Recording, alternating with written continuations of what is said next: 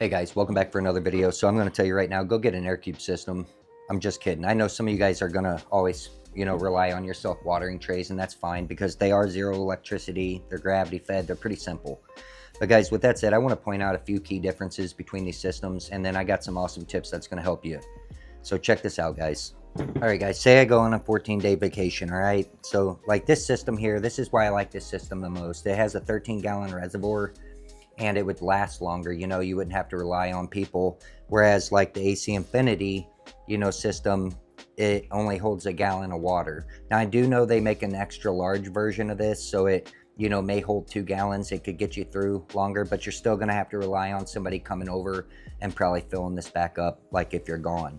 Even if you're using these systems on a weekly basis or all year long, I still think, the spider farmer is probably better because it's less manual labor, involved, where like you'd have to be filling this up constantly. So I wanted to point that out, guys. And, you could always also, this is another tip, you could always crack your, your ball valve on your reservoir to make your reservoir last longer. I think like during a vacation stay. And then, another thing, say you're, these outer holes are for like a 5-gallon pot to sit on.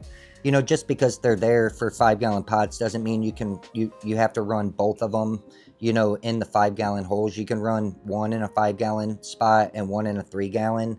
And guys, what that does is it gives you room to take like an air pump, and add an air stone in here. So you have all these extra holes.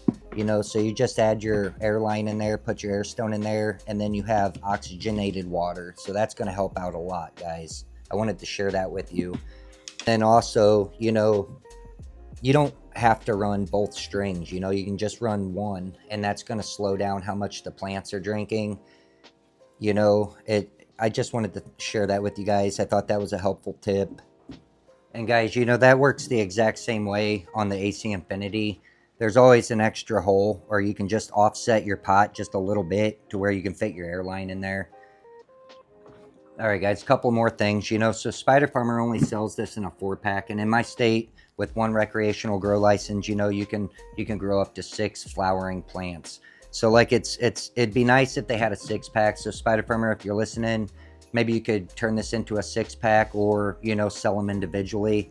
So guys, I know AC Infinity sells the 4-pack. So what I did was I picked up 4 of these, and then I took 2 of them. I, drilled a hole in them and just modified it, to where I could run them on here. And that gave me 6 sites to where I could flower 6 plants. So I wanted to share that with you guys.